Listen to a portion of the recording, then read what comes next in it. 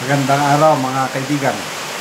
Bigyan natin ngayon ng reaction opinion itong post ng Pilipinas Today, Batangas, 2 hours ago, tungkol sa kaganapan sa loob ng session hall ng Senado. May talikuran o may, I don't know, how do you call it? May napahiya, may tumalikod, iniwan. Okay. Si Senator Risa Hontiveros nadismaya yung pag-postpone ng reading of the articles of impeachment. Nag-privilege speech siya. Wala. Habang di pa nakapagsalita, tinalikuran siya ni Senate President Escudero. Ito, basahin ko Sa pagbabalik sesyon ng 19th Congress ngayong Lunes, Hulyo 2, hindi pinalagpas ni Senator Risa Hontiveros ang kanyang privilege speech upang batikusin ang ginawang pagpaliban sa Hunyo 11 ni Senate President Escudero sa impeachment process kung saan mismo ang huli ang unang nagtakda ng schedule ngayong araw. Ito ang sabi ni Hontiveros, hahatulan tayo ng sambayanan kundi natin gagampanan ang tungkulin na ito sa sambayanan, giit ni Hontiveros. Ngunit bago niya inihayag ang kanyang saloobin tungkol sa sinapit ng impeachment case, ito naman, ang medyo good manners. Nagpaalam. Parang takot siguro din Bakit ka pa magpaalam? Ano ba yan? Parang hindi ka oposisyon. Nagpaalam muna si Senator Risa kay Cheese kung maaari niyang talakayin ang sensitibong issue at naging tugon ng leader ng Senado, yes, you may. Ito, kung opposition ka at may hindi ka gusto, kaya nga privilege speech Bakit ka magpapaalam? Ano ba yan? Akala ko matapang. Opposition. Anyway, subalit, ito na. Paalam ka pa. Subalit, kapansin-pansin din nang sinimulan na ni Senator Risa ang kanyang talumpati, ay biglang tumayo at naglakad papalayo sa upuan ang presiding officer. Ano ngayon? Grabe. Gayon pa man, hindi nagpaapekto si Hontiveros at nagpatuloy sa kanyang talumpati. Mr. President, wala namang Mr. President na nakikinig sa kanya. The 1987 Constitution demands the Senate to continue with impeachment proceedings already initiated without further delay. Talagang mandato po ng saligang batas ito, klaro at walang kalabuan, dagdag niya.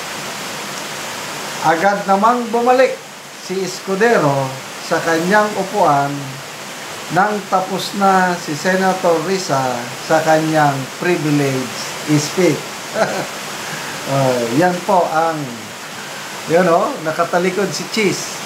Nagsasalita naman si Hontiveros. Caption, SP Cheese. Tinalikuran si Senator Risa habang tinatalakay ang impeachment.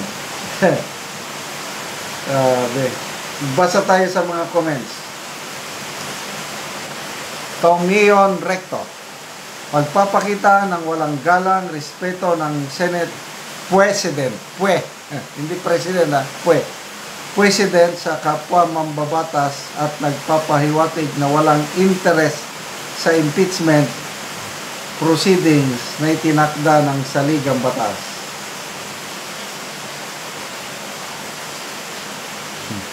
Edita Somera, abay, mag-revolution kaming mga tao kung hindi itutuloy ang impeachment. O sige, revolution kayo. Bakit hindi? Inaantabayanan namin ang kilos ng Senado sa pamumuno ni Cheese. Huwag magbiro at lalabas ang maraming tao. O sige, lalabas kayo. Bakit hindi?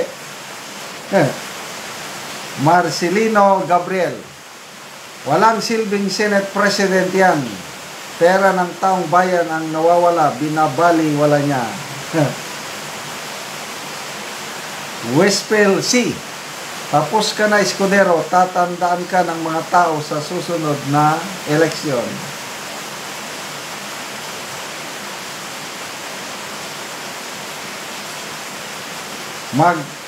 Apan Ronnie, yan, walang bayag na Senado, poros reschedule. Belen Dolpo, Cheese, bakit ganon? Yan, Anan Hill, playing safe si Escudero, sana maging fair ka sa sinumpaan mong katungkulan mo para sa taong bayan. Okay, ito yung opinion ko lang ito ha. Di ba, nagsabi ng Pangulo na ayaw niya ng impeachment. Baka ito na. Nagpakitang gilas ng Pangulo. Ginamit niya na yung influence niya na wag niyo nang ituloy. Baka ganon. Ulitin ko ha. Opinion ko lang ito. Nakialam ng Pangulo dahil ayaw niya ng impeachment. Ayan, di, wala. Pangalawa, dahilan, bakit ganyan?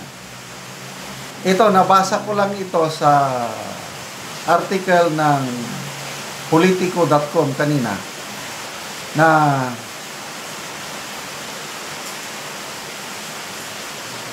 gusto nang patayin itong impeachment complaint ni BP Sara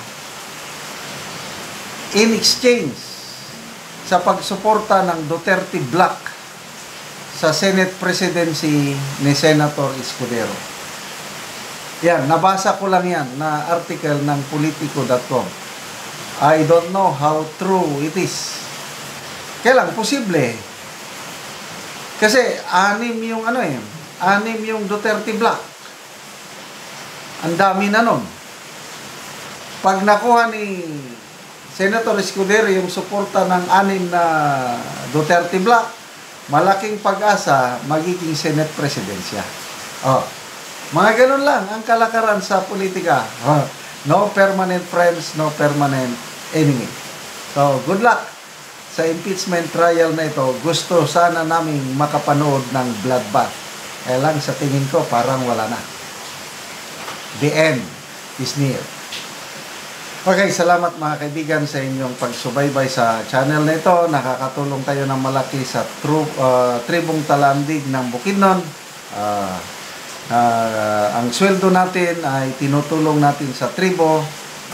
Namimigay tayo ng mga libreng yero at pako para makapagpatayo ng bagong bahay o ma-repair ang sira-sirang bahay ng tribong talandig ng Bukidnon. Panoorin nyo ang video na ito.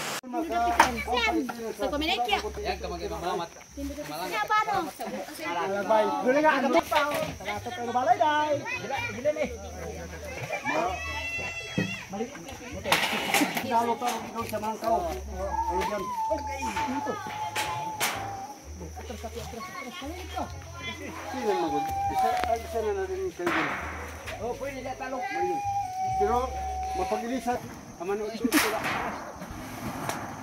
Di ba? Diyan ka gamay. Wala na na. Motor ka magjuan ano ba?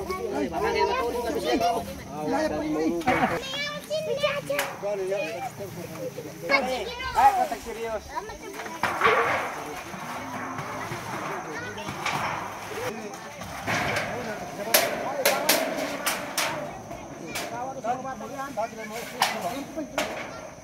Bet, yan na. Patuloy ang sila.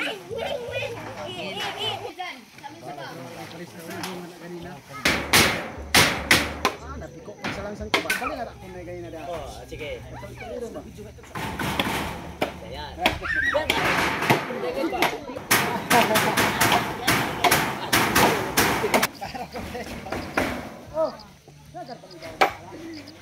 Og karon nindot na gid kayo ang ilang balay. So nakabalay na gid ka. Kawalan na gid ko. Nindot na gid kayo oh. Lahat po salamat dito sa Ginoo nga Oh. nasa